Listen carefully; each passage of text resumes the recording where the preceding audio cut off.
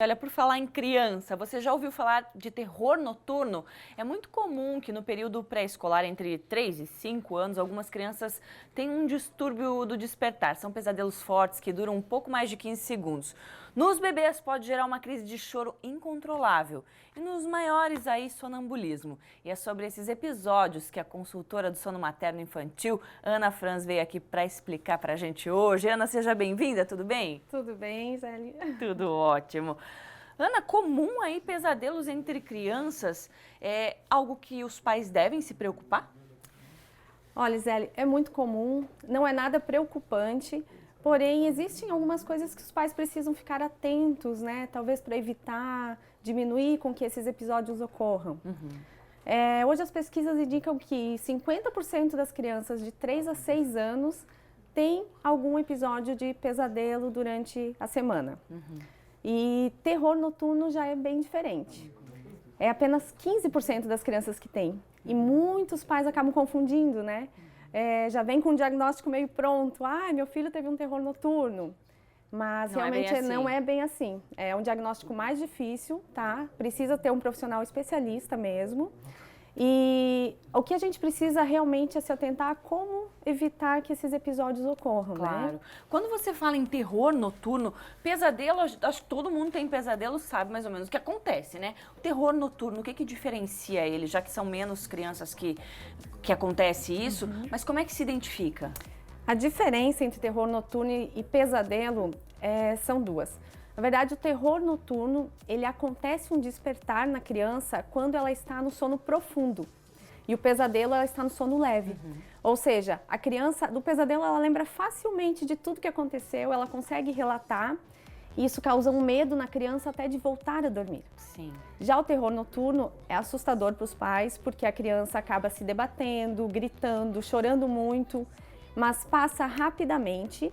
E isso acontece, um despertar do sono profundo, como eu falei, e os pais não têm muito o que fazer.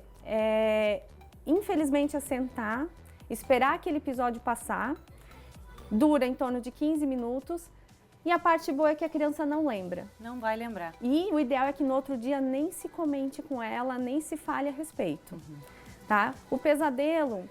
Aí nós temos que ter alguns cuidados com a criança e entender o que está ocasionando aqueles sonhos ruins. Geralmente pode ser a questão da falta da rotina, uma criança muito estressada. Nós temos a questão de horários irregulares de dormir, isso gera muito cansaço na criança. E isso pode ser uma das causas, então, para esses pesadelos. Isso. O excesso de telas, que hoje é muito comum, né? Celulares, televisões, principalmente próximo ao horário de dormir. Então, é importante que os pais sempre façam um ritual calmo, tranquilo, muito carinhoso antes do horário de dormir da criança. Um banho morno, relaxante, uma oração, né, uma historinha, qualquer coisa que seja agradável naquele momento. Perfeito. Tá? E para a criança realmente entender que aquela hora é uma hora boa de se dormir, entender se as necessidades de sono daquela criança estão sendo supridas, porque senão a criança vai ficar cansada, estressada, isso vai gerar mais sonhos ruins. E caso não seja feita essa abordagem pelos pais de forma calma, bem orientada, isso pode ter consequências para essa criança?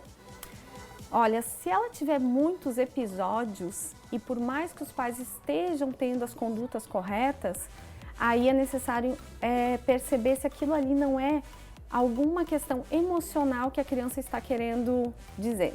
E aí sim procurar um profissional, especialista, uma ajuda mesmo para ser tratado a questão emocional, que talvez não está sendo suprida, né, não está sendo atendida a necessidade emocional daquela criança. Ou seja, se for muito recorrente, é bom procurar uma ajuda especializada para ver se não está ali nesse despertar aí, nesse pesadelo ou terror noturno, mostrando alguma coisa. Você tinha falado também de, como é que é, acordar? Ah, você que sabe melhor o nome, por favor. É que existe também, como eu falei, tem o terror noturno, que é bem assustador para os pais, né? Só que a criança não reconhece os pais naquele momento. Então, os pais vão tentar acalmar essa criança, mas a criança não vai reconhecer. E existe também o despertar confusional. Que esse sim é mais comum. Esse é muito mais comum, acontece até em bebezinhos mais novos. Detalhe, o terror noturno ele é muito mais comum em crianças acima de 2 anos também. E os despertares confusionais acontecem em bebês mais novos. Que aí sim, a criança acorda chorando desesperada no meio da noite e os pais têm uma certa dificuldade de acalmar essa criança, mas ela reconhece, é um pouquinho mais tranquilo de se lidar. Ou seja, abraça ali. Dá carinho, dá conforto. E não vai gerar tanto, não vai gerar nenhum dano depois disso, Com né? certeza é não, normal, faz então. parte. Faz parte. Ana, obrigada por estar aqui com a gente, pelas dicas. Obrigada a você. Até.